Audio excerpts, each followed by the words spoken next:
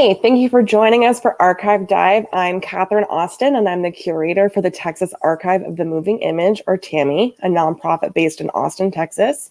Over the last 13 years, our organization has partnered with the Office of the Governor's Texas Film Commission to bring old films and videotapes back to life. Our Texas Film Roundup program not only provides Texans with free digitization services for their films and videotapes, but also preserves and shares their uniquely Texas stories via our website, texasarchive.org. There you can watch more than 6,000 videos contributed by individuals and institutions from across the state. Archive Dive highlights the people and organizations behind the collections on view at texasarchive.org. In our chats with contributors about their materials, we will discover more information about those videos and the Texans who made them. In celebration of our new online exhibit, Meet Me in San Antonio, tonight we will be watching footage related to Hemisfair 68 with special guest Christopher Medina. If you want to know something about the 1968 World's Fair, Christopher probably has the answer. He is the creator of one of the few websites dedicated to Hemisfair and boasts an extensive memorabilia collection. We have Christopher with us via video call. Good evening, Christopher. Good evening. Thank you so much for joining us. It's always a special treat to talk to you. Thank you for having me. And as a heads up, if anyone from the audience has questions for Christopher during our conversation, Team TAMI is monitoring the comment section. But before we start tonight's program, Christopher, I wondered if you might set the scene for us, of explaining to us what was Hemisfair 68. Well, Hemisfair 68 was the 50th World Exposition, sanctioned by the Bureau of International Expositions in Paris. Our World's Fair ran from April 6th through October 6th of 1968. For context, you can look at other examples of World's Fairs in North America. The most common ones would be the Century 21 Exposition in Seattle in 62. Mm-hmm. New York held the World's Fair in 64. There was their Peace Through Understanding was their theme. The Unisphere, which is displayed in the Men in Black films, was one. Right. Other examples would be Louisiana, New Orleans in 1984, Knoxville, Tennessee in 82. Another big international one would be Paris, 1889, where they built the Eiffel Tower. Right. And in San Antonio, we have the Tower of the Americas. Correct. Which we still have there. Well, and how did you become the de facto Hemisfair historian? Well, that was kind of an interesting thing. I remember in the early 2000s seeing the KLRN documentary about Hemisfair. And at the time, around 2006, I thought, well, it'd be fun to buy a few things, put them on my shelf at home, and then just move on. And so I bought the Jim Beam decanter in the shape of the tower. That was the first thing I ever bought. And as I started buying more things, each item told its own story. But as I put them together, it's like a jigsaw puzzle. And they started telling a bigger story. And then as an architectural major at UT San Antonio originally, I became interested in the architecture. Oh, why do we have an upside down pyramid for a museum? What's the story about a round courthouse? Or what is a tower? What is that all about? I know the one in Seattle. And for me, it just kind of turned into like the proverbial snowflake at the top of a mountain. And as it went downhill, it got bigger and bigger and bigger. Next thing I know, I have a website that's been online for 12 years now. And I have a private collection of over 3,000 items. Wow. And your website is such a great resource. And I hope we'll be linking to it in the comments on where we're all streaming, because everyone should go check it out, because you have an incredible amount of information on Hemisfair. But we're going to start this evening's program with a 1967 television news documentary about the fair's origins and foreseen impact. And in this particular segment, San Antonio architect Allison Peary discusses the natural inspirations for the park's design. Let's roll the clip. Hemisfair is rapidly taking physical shape. Allison Peary, Director of Design and Architecture, is the man who determines the makeup of the fair. The most important influences on the physical design of Hemisfair have really grown from what San Antonio is all about. One of the most important things about our town is the San Antonio River. It makes us unique and different from other cities.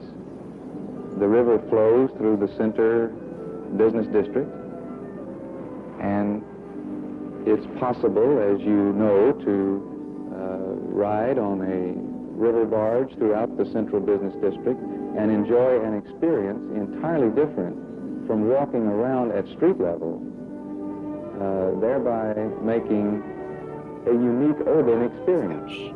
Now, that fact was one of the most important ones to us as designers when the site for Hemisfair was selected right downtown, just 2 blocks south of the Alamo. We decided at the beginning that we should bring the river itself into the Hemisfair site. We're digging a channel between Market and Commerce Streets. The river will flow under South Alamo and Broadway and terminate in the center of the city's new convention center. Now, another very important influence on the design of the fair is the marvelous stand of old trees on the site. There are thousands of trees that, because this was an old residential neighborhood, have grown to great height and are irreplaceable. It would be impossible to plant trees of this size. Large pecans and elm and oak trees. Now, we've carefully cataloged each of them, and we are conserving them. We have designed the plan of the fair to save these trees. When we hear Peary describe the future fairgrounds as an old residential neighborhood, do you know what led the organizers to select that part of downtown as the park site? From what little I've understood, it was partially because it was close to the Alamo, because the idea for Hemisfair was to restart the tour, actually start up a tourism industry in San Antonio, which really hadn't been there before. Before World War II, San Antonio was the heart of Texas. We were the capital of North Mexico back during the Mexican and Spanish colonial period.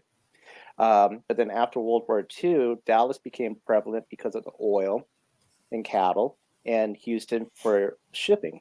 So the idea for the World's Fair was to help put San Antonio back on the map. And so in planning for the fair site, they chose it downtown to be close to the Alamo, close to what existing hotels we had at that time, being like the Gunter Hotel, the St. Anthony, just to name a few. Well, then, so, and a big part of that I know was also building the San Antonio Convention Center complex and also expanding the Riverwalk, which he also mentions in that footage we just saw. What did that expansion look like? Well, prior to Hemisfair, we really didn't have much of a convention center business model. So the idea of building a 3-building, $10 million complex helped put San Antonio on the map. For conventions, shows, because before that, you maybe do some small rooms at St. Anthony, maybe some at the Gunter or Municipal Auditorium. So that was the idea for the convention center. The idea for the second building, which was the theater, now called La Cocco Theater, was to help kind of relieve the load of the Majestic Theater, which was originally built as a movie show palace in the late 1920s, but really wasn't built for live entertainment. Right. So that was it. And then building 3, which is the arena, was built to have a space where city leaders can come together and find some sort of a sport franchise to help put San Antonio on the map. In '68, they didn't know what to do with that. So, okay, let's just build it, set it up for basic sport functions. And then it was 5 years later, in '73, when the Dallas put up the chaparrals for sale. 20 business leaders, including Red McCombs, Angela Drolson, got together, brought them to San Antonio, and rebranded them as the San Antonio Spurs. Right. And the nice thing about that is, well, we already have a venue for that. 500-seat arena. Made it a big draw for that, too.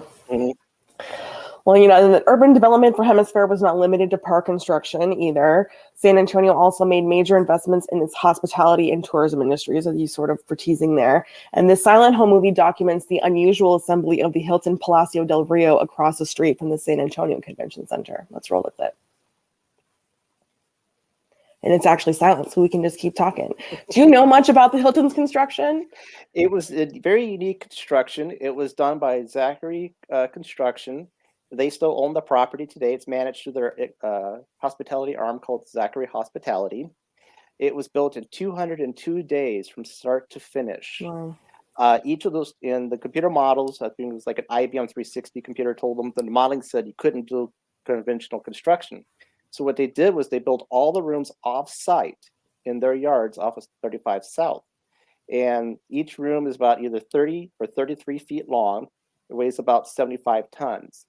The cool thing was that they built it all there in their building yards, and it was all finished out down to carpeting, toiletries, tile, Gideon Bibles in every bedside drawer.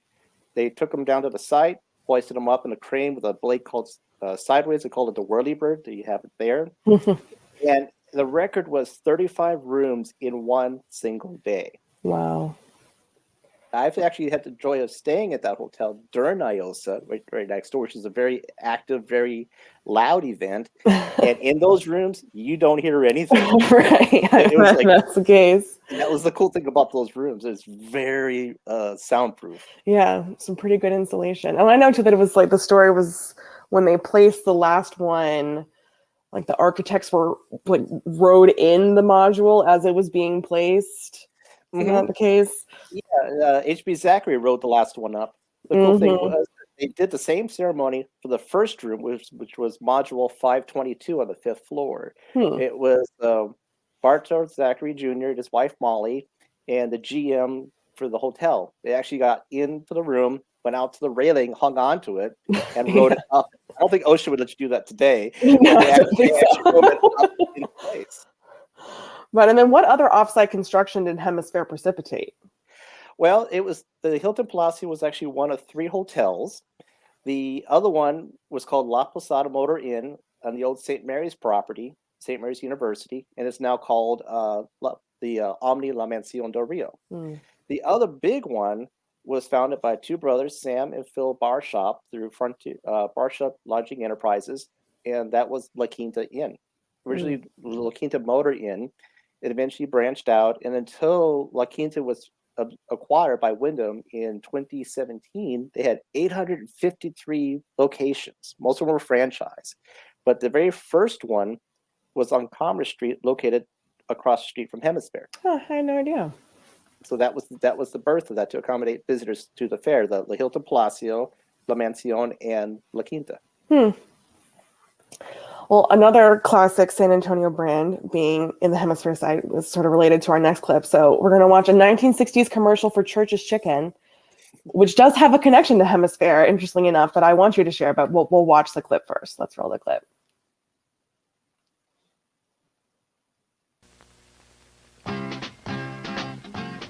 Make the most of your day with a platter of Crunchin' Good Church's Fried Chicken and hot buttered sweet corn on the cob. There's a neighborhood Church's nearby, so take home a platter of Church's Fried Chicken today.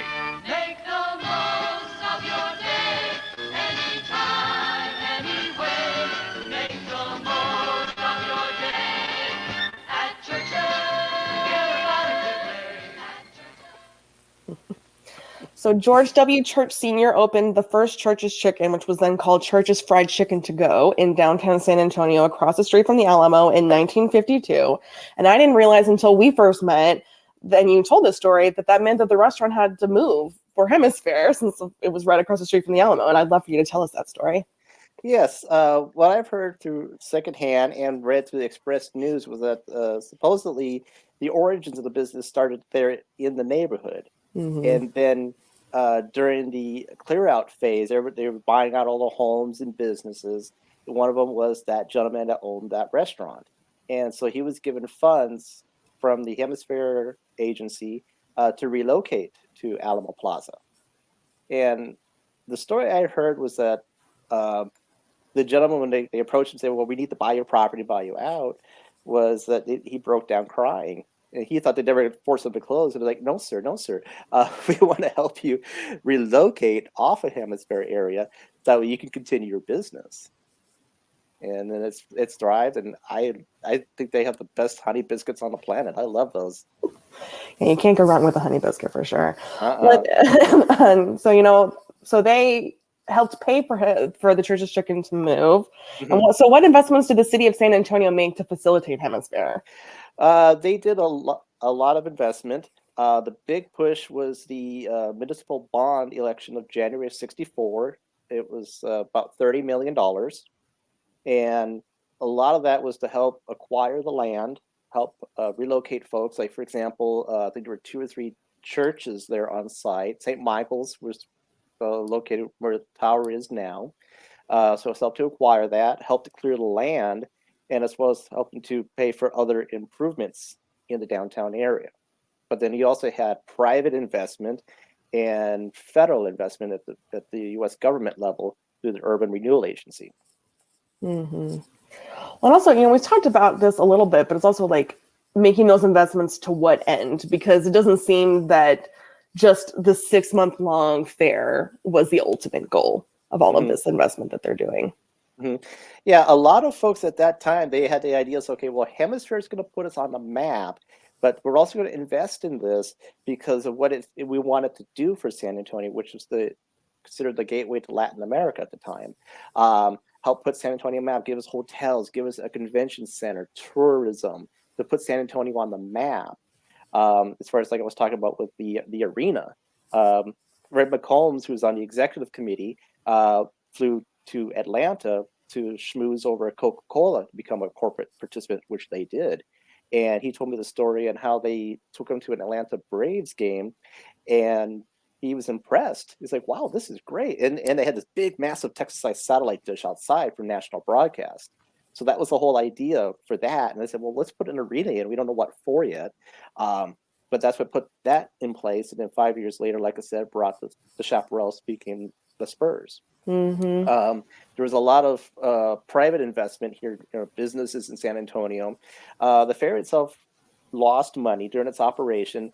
And the way it worked was through pledges where, a business would say, okay, we're going to pledge $10,000 to help back a loan through Frost Bank, for example. And if San Antonio Fair can't pay it back, then they'll cash my check.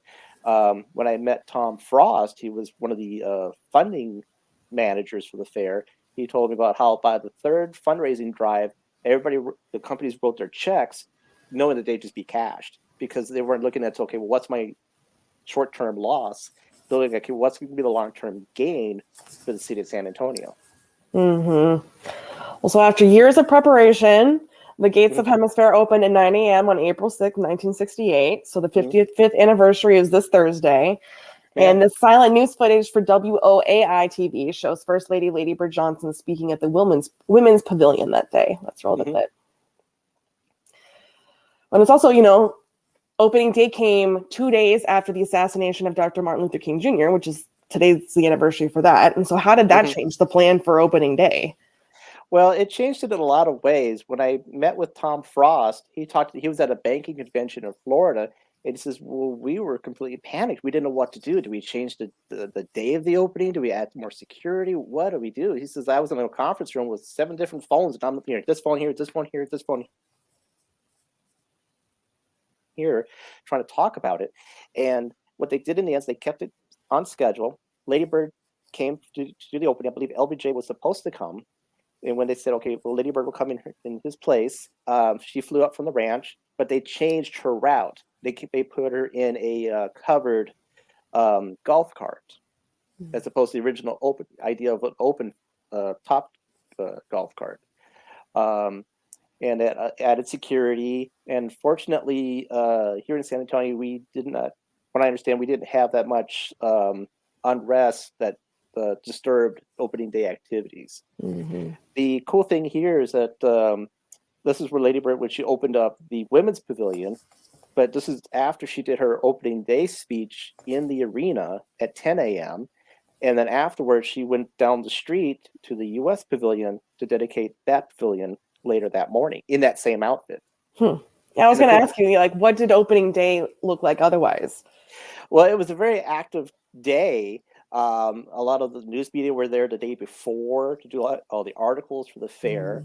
And at 9 a.m. to open up all the gates. I can't think of the gentleman's name. Was the one that they clicked in as the visitor number 1.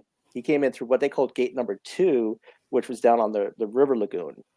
The entrance on Alamo Street, where most of us know where the arch used to be, that was Hemisfair Gate #1. But yeah, it was very, very festive, very active. It was full of ceremony, people coming to, coming in to visit, folks dedicating their national pavilions. Later that evening, they actually had a opera. I think it was Don Carlo in the theater. It was the Metropolitan, I think the Met in New York City in concert with the San Antonio Symphony. And they had a private reception during an intermission in the convention center, and it was a very big day for San Antonio. For sure. Well, and we were also just watching footage of the Women's Pavilion, and I know that original plans for Hemisfair didn't include a pavilion focused on the contributions of women. So how did the Williams Pavilion come about? From what I understand, it was just ideas. What else can we do for the fair? And there was one other time before in World's Fair history, I can't remember which event that was, that actually had a pavilion for that. And there were a lot of folks on the San Antonio Fair executive staff that talked about it. And one lady named Sherry Wagner, she was appointed as the executive director, and she helped put that whole thing together. The neat thing about the building is that most of the pavilions for Hemisfair were designed around their exhibits. The Women's Pavilion was actually designed for its post-fair use. That's why if you see in the video we just saw, it's on different levels. Inside, you got patios outside, because the exit strategy for Hemisfair was UT San Antonio. And the other nice thing is that it's a permanent building, unlike most pavilions for a World Expo, which are built as temporary, be demolished and cleared afterwards, because the Urban Renewal Agency told San Antonio, okay, well, we can help give you a lot of this money to redevelop your site, provided a percentage of, I think it was like 15 or 20%, have permanent buildings to be used after the fair. And the Bureau of International Expositions in Paris has that same requirement. So that was the idea. So, okay, well, we can pick the Women's Pavilion as one of them as a post-use strategy to help figure out what they want to do with the fair. And that's to say, we'll do UT San Antonio. And basically, it was designed as a student union building. And it also worked out because it was just adjacent or down the pathway from the State of Texas Pavilion, which was also part of the UT system. Well, you mentioned how Lady Bird also opened the dedication for the U.S. Pavilion, and we're going to journey to the U.S. Pavilion in our next video, which is truly a rare find for us. So the main attraction at the U.S. Pavilion was a 3-part film directed by Francis Thompson titled Us. And University of Kentucky professor Brian Real partially reconstructed that film and shared it with us. Let's roll a clip.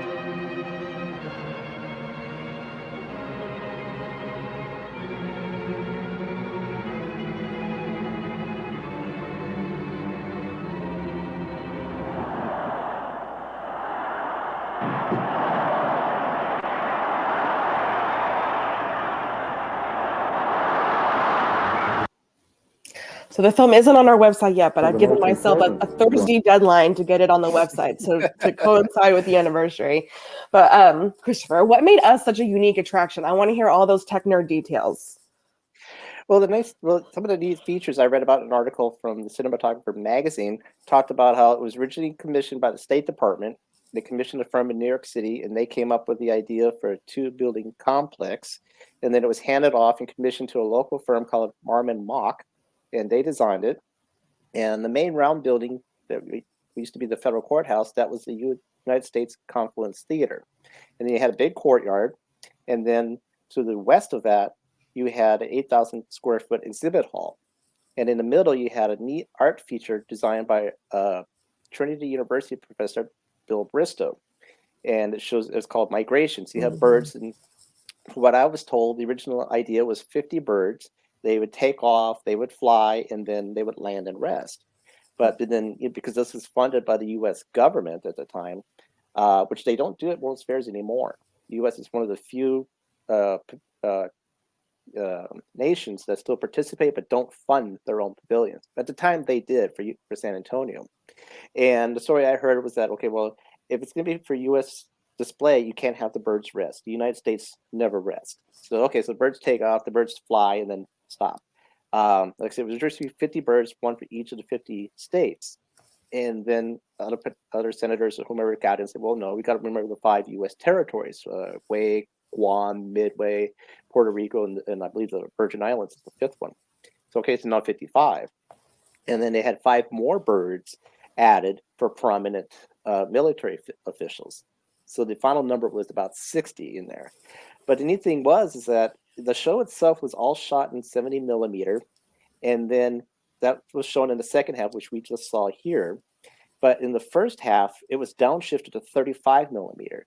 The theater had 3 sections of 400 seats each. And you would go into either one of 3 rooms, sit down. They would push a button, say, hello, welcome to the Pavilion of the United States of America in English and in Spanish. And then they would show the first half of the film. The idea of the story, I understand, is that basically it talks about America as the great melting pot. That's how it starts. And then that's how you start out in one of 3 400-seat sections. Halfway through the film, you hear a lot of roaring engines, things like that, because Boeing was coming out with 747 at the time. We were working on our moon program with Apollo. It was Apollo 5 and 6 early that year. The big one, Apollo 8 in December of '68. So you hear a lot of engine roaring going on, but you wouldn't hear the 35 millimeter projectors powering down, all the curtains between the sections going up, and the 270 millimeter projectors going up. All of a sudden, when the light comes back on, the second half of the film starts, you're now seeing everybody to your left, you're seeing everybody to your right. So now, as like America as a great melting pot, you're now in one big room with 1,200 seats.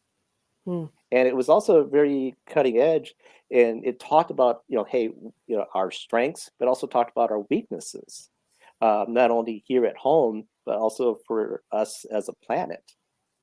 So it talked and covered a lot of topics in that film. Well, I was going to say, too, it's a great example of the whole fair theme, which was the confluence of civilizations in the Americas. Mm-hmm. And why do you think Hemisphere organizers chose that as the theme?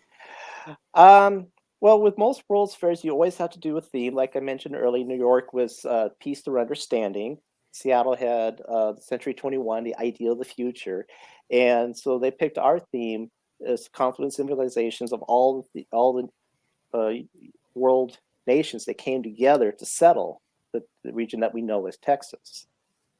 And the idea was because, what I understand, was also because San Antonio, as I mentioned earlier, was the gateway to Latin America. So between the North and the South, it was a great idea. Originally, it wasn't planned to be a World's Fair. It was supposed to be a trade fair of the Americas. So I think that may have had something to do with the idea, which evolved eventually into a theme for a World's Fair. Mm-hmm. Well, and I know, too, 1968 was the 250th anniversary of San Antonio's founding, too. So they're sort of making it this sort of big celebration of San Antonio as a city, too. Mm-hmm. But let's explore the fair some more. So this silent home movie shows off various attractions around the park. Let's roll the clip. And this footage comes from Happy Shahan, who was the founder of Alamo Village in Brackettville. And it is probably my favorite Hemisfair home movie of the many that we have in our collection, because as you can see, the photography is just really, really good. All that time Happy spent on the film crews at Alamo Village really seems to have worn off on him. Level, like, what can you tell us about, sort of what we're seeing here? I know we've got the mini monorail here. Mm-hmm. It was one of two transportation systems. What we're seeing here is a lagoon cruise, which actually really wasn't a transportation system. It was just a neat little makeshift idea of the river barges. So it actually went around the island, the center of the site, which was called Fiesta Island, where the tower was on. The other two main systems were the Swiss Sky Ride, which you could ride from the west side of the site in the International Nations area to the commercial site pavilions on the east side. The monorail itself was a single track. It was actually one of two systems designed. The other one that I know of was at the zoo in Philadelphia for many, many years until recently. But during the fair, it was elevated, so you get the cool breezes as moving around. You can look down and see which rides or attractions had short lines. You get up to the next ride, stop and double back. It was designed by a company called Universal Design Limited. Well, we're seeing such great footage of the IBM pavilion here too. The thing about the IBM pavilion is that it was actually one of two pavilions we had here at Hemisfair. Right. They had one just adjacent to the U.S. pavilion that was called IBM Durango. That's actually what we're seeing here. They had a big old style Jacquard loom, and they rolled it in, connected it to a bunch of what we would call servers today. And you would get a pen, you had a big old stylus, and you would draw on those screens, and it would make up this little lanyard. The other clip we saw with the folks in front of those IBM Selectric typewriters, that was at their second pavilion on site called IBM Lakeside. And there it was also to further promote the idea of the new style of typewriters with a little Selectric ball that was very prevalent until the early 90s. When I started working, my boss actually had one, so I actually got to use it a lot. Well, I feel like I read too that it was also about sort of like sending messages from one building to the other. Yeah, that was actually the Bell Telephone Pavilion. Okay. They actually had, from what I understand anyway, they actually had connections to the Man in His World exhibit, which was the 1967 World Expo in Montreal, Canada. And so you had kids that would pick up the phone, and if somebody was on the other side and that pavilion was open, you could say models of technology allow you to talk to people, in the same room or in other countries. In the 60s, in 64 World's Fair, and then in 68 was a follow-up. They were talking about video phone technology, kind of like what we're enjoying right now. But back then it was very revolutionary and cutting edge. So that's another thing they were showing as far as technology progressing the human experience. Mm-hmm. And we have Craig in the audience that says that he played tic-tac-toe at the IBM Pavilion on that computer, he says. Mm-hmm. But, well, that video does not include footage of arguably the most popular attraction at Hemisfair, which was La Danza de los Voladores de Papantla, which is an ancient ritual performed by the Teutonic people from the Mexican state of Veracruz. The silent movie captures the high-flying performance. Let's roll the clip. Now, out of all of the footage that TAMI has of Hemisfair, this is the thing that comes up the most. So, right, yeah, it was it was the most popular attraction at Hemisfair. Mm-hmm. Here in 68, it was sponsored by Pepsi Cola Frito-Lay. They were the corporate sponsor for it, and it was just adjacent to the tower. And when you saw the artisans there up on top of the pole, you could actually see them because they're almost halfway up to the top house. Mm-hmm. And so you could see the show from the top house of the tower. You could see it from the ground because it was near the little 12-acre lake. You could actually see it from a few other venues, and they had shows about 4 or 5 times a day. Wow. There's also the ceremony is still performed today, and as you see, it includes 5 men representing the 5 elements of the indigenous world that climb to the top of a 114-foot pole. One remains atop the small platform playing a flute and dancing, while the other 4 leaped off and revolved down the pole via a rope tied to their feet. So it's quite extraordinary. You mentioned how this was the attraction at the Frito-Lay Pepsi Pavilion. Do you know why Frito-Lay Pepsi chose this as their attraction? It doesn't necessarily the most like easy connection in my head?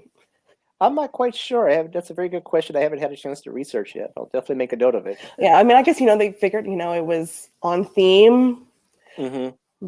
and it was certainly popular, as we're talking about. Yeah. I mean, that's the fun thing about my project is I'm always learning new things. Like you just asked a great question I never thought of. So that's actually going to be Mhm. something I'll start looking into. That's one of the things I like about is learning new things, meeting new people, Mhm. finding new things from the fair. Yeah, I'd love to know, like, who was the person at Frito-Lay Pepsi that was like, I have the idea of Yeah. what our pavilion should be. Yeah, it could have been somebody from their side, or it could have been folks from the entertainer side. It's like, hey, what about Pepsi Cola Frito-Lay? They might be a Mhm. good sponsor. It could have gone either way. Exactly. Well, then how many pavilions were there? There were 33 national pavilions and 15 U.S. corporate pavilions. Okay. And then what were some other popular shows and attractions? Um, let's see. Well, you had the U.S. Pavilion, you had the state of Texas Pavilion, which is actually still around today. It's actually one of, I believe, 3 buildings built for the fair that are actually still running off their original intent model. You got the state of Texas Pavilion, which is now UTSA, Institute of Texan Cultures, obviously the Tower of the Americas, and the original convention center. The only building that's left now is Lala Cockerel Theater, which still serves as a role to not only do for conventions, but also for shows that come to town. Especially at the higher technology, because they pumped 26 million into Lala Cockerel a few years ago. So if I think outside of the Tobin Center here in San Antonio, that's the next one in line that has all the really cutting edge technology in it. But during the fair, you had a lot. It just depending on what people were looking for. You had shows. GE had a show promoting all their technology. You had a few oil companies. It was at Humble Oil, which is now part of ExxonMobil. They had a niche show called "Hi, My Name Is Earl," the backside of their building. Um, and then even it had shows that ran around the grounds. There was a small truck that was called the Rainbow Theater, and they had puppet shows that were popular. And they even had some that were for kids, and they had another character called Argyle the Snake that was more for adults. It talk to kids and all that, but also just randomly pick people, and it would, a little crass. Like you would see somebody, hey, you with the fedora? Where'd you get that hat at a yard sale? It just out of the blue. Shenanigans. So that was a very popular. I have some images of that. Every time I found an image of that, it was a big mob of people in front of it. Oh. I also know the Spanish pavilion was very popular. You had the flamenco dancers, and that would do the Spanish dances. And a few folks said, yeah, they loved it because it was great entertainment. It was also air conditioned. Always a benefit in Texas. Well, I also see, like, if you could travel back to 1968 and visit one pavilion, what would it be? Ooh. That'd be tough because each one had their own story to tell. The U.S., state of Texas, Bell Telephone, Eastman Kodak, the Women's Pavilion. So I'm not quite sure. I would love to visit them all, but I guess if I knew everything I knew today and then go back in time, I would probably pick the Women's Pavilion. Just because of all the story of how it was designed, how it was built, what its intent and use was. So it would have been cool to see during its 6-month run what were on all these different levels. And then come back forward in time and say, okay, so this was here, that was there. You get to see sort of now and then. Yes. I love that. Well, then Hemisfair closed on October 6, 1968, but that was not the end of the story for the fairgrounds. This 1977 television news coverage from KSAT TV considers a proposal for site revitalization. Let's roll the clip.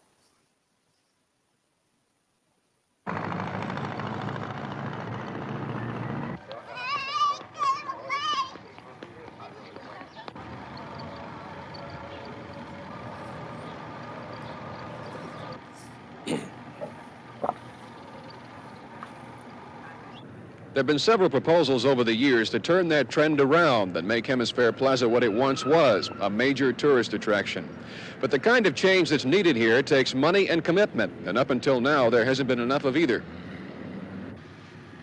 The ramp going down to the Institute of Texan Culture from the Canary Island so at least we have another way to get there in case something happens. we removed this ramp, and they go immediately past all the people that together. Time it was planned.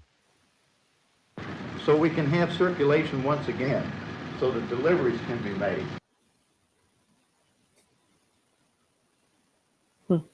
Well, and what ultimately happened as far as site revitalization?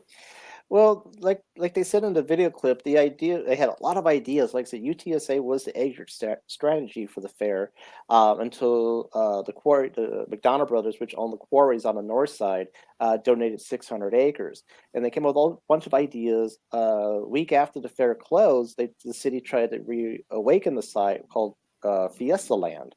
But like he said in the clip, everything needed ideas, money, and energy. And unfortunately, after the fair, they say there was no gas left in the tank. People would have ideas, but no funding. But it's like, well, but just no one around to really want to spearhead it, from what I understand. And so it wasn't until the mid 1980s, under Mayor Henry Cisneros' leadership, that they finally revitalized the site into what we enjoyed through the early 2000s, which was a small park-like environment. So it received, and that's where we got that big Presidium arch off of the Alamo Street entrance, the faceless clock tower. So that was the idea for the site. And then it wasn't until Mayor Castro's team came together and created the Hemisfair Park Area Redevelopment Corporation in 2009. And they're the ones that have taken on the task to revitalize the site today. Because as you saw, as anyone who was at the screening a couple weeks ago saw, that's still under construction. So, like, what is still on the horizon for that part of town now? Well, where we had the screening, that was called Phase 1, Yanaguana Garden, and it opened in October of 2015. Across the roadway, they're calling it's Phase 2. They're calling it Civic Park. They're splitting it up into what I would refer to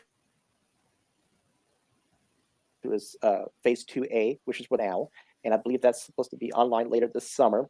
And then Phase 2B, which will be businesses along the edge, another hotel there on site, small buildings for businesses, entertainment, stores, eateries, kind of like some of the ones that are there now.